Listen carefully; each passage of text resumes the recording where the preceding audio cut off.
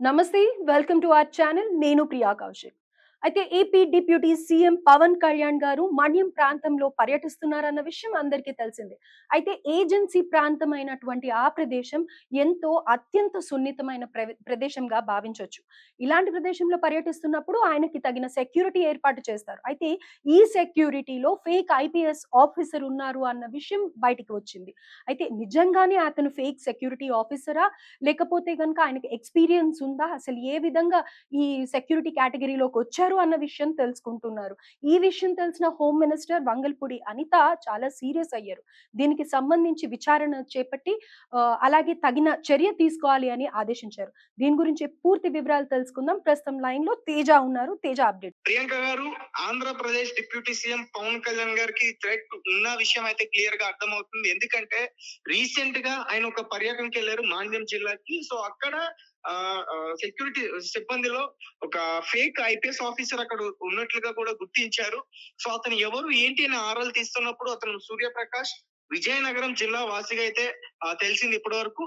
And దీనికి సంబంధించి అక్కడ ఉన్న ప్రస్తుతం హోమ్ మినిస్టర్ వంగల్పూడి వనిత గారు ఇప్పటికే తదుపరి విచారణ చేయండి, అసలు ఎవరు ఏంటి అనేది అయితే కూడా తెలుసుకునే ప్రయత్నం అయితే చేయమని చెప్పేసి ఆదేశాలు ఇచ్చారంటూ కూడా చెప్తున్నారు. అండ్ అలాగే రీసెంట్ గా పవన్ కళ్యాణ్ గారి పైన ఇలాంటి పుకార్లు అయితే చాలానే వచ్చాయి.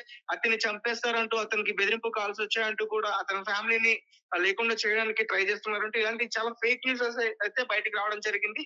బట్ అవన్నీ కూడా అక్కడ ఉన్న ఆ ప్రభుత్వం కట్టిపడేస్తుంది. సహజంగా తక్కువ టైంలోనే రాజకీయంగా అంత మంచి పేరు తెచ్చుకున్న పవన్ కళ్యాణ్ గారే కాదు, గతంలో ఇలా చాలా చాలా మంది కూడా ఇదే విధంగా వచ్చాయి.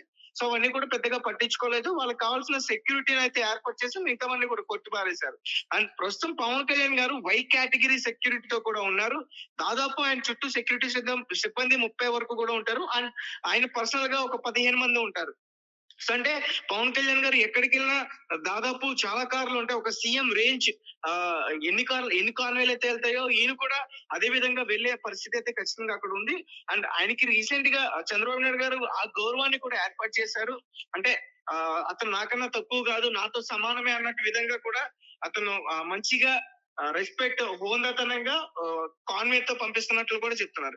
అండ్ ఇంకొకటి ఏంటంటే గతంలో పవన్ కళ్యాణ్ గారికి నక్సలైట్ నుంచి కూడా బెదిరింపులు వచ్చాయి. పవన్ కళ్యాణ్ గారిని చంపేస్తాం, మీ పద్ధతి మార్చుకోండి, మీరు ఇదే విధంగా ఉంటే మేము మీ పైన యాక్షన్ తీసుకుంటామంటూ కూడా గతంలో నక్సలైట్ నుంచి ఒక మెసేజ్ వచ్చింది అంటూ కూడా ఒక న్యూస్ అయితే బయట బాగా స్ప్రెడ్ అయింది. అండ్ దానికన్నా ముందు ఎలక్షన్స్ కన్నా ముందు పవన్ కళ్యాణ్ గారికి సంబంధించి కొంతమంది కిరాయి గుండాలు దిగారు అని చెప్పేసి కూడా ఒక అలజడి అయితే బాగా రేగింది. దానికి సంబంధించి వాళ్ళ ఫ్యాన్స్ కూడా అప్పుడు పవన్ కళ్యాణ్ ఇంటిని చుట్టుముట్టారంటే మా అభిమాన రాజకీయ నాయకుడిని, మా అభిమాన హీరోని ఏమైనా దాడి చేస్తారేమో అని చెప్పేసి ఫ్యాన్స్ కూడా ఒక 2 రోజులు మొత్తం అక్కడే ఉండడం కూడా మనం చూసాం.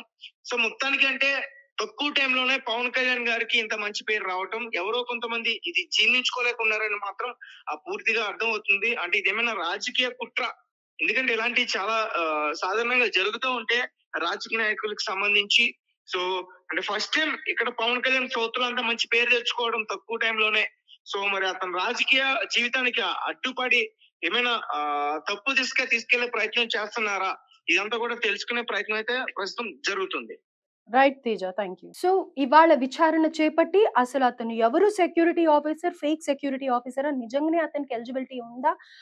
ఆయన ఐపీఎస్ సివిల్స్ రాసారా అన్న పూర్తి వివరాలు తెలుసుకుంటారు. ఎలా అయితే గతంలో కూడా కొంతమంది మినిస్టర్స్‌కి కానీ, చీఫ్ మినిస్టర్స్‌కి కానీ, పొలిటికల్‌గా కానీ, లేకపోతే హీరోస్ కానీ పెద్ద పెద్ద వాళ్ళకి ఇలాంటి డిఫికల్టీస్ ఉంటూ ఉంటాయి. బెదిరింపు కాల్స్ వస్తూ ఉంటాయి. అయితే చాలా అతి తక్కువ టైంలోనే పవన్ కళ్యాణ్ గారు ఆహ్, తన పేరు ఎంతో బాగా వినిపియడంతో, ఆయన చేసే పనులతో ఆయనకి ఎంతో గౌరవం దక్కింది. ప్రజల్లో కూడా ఎంతో ఆదరణ, అభిమానాలు దొరికాయి అనుకోవచ్చు.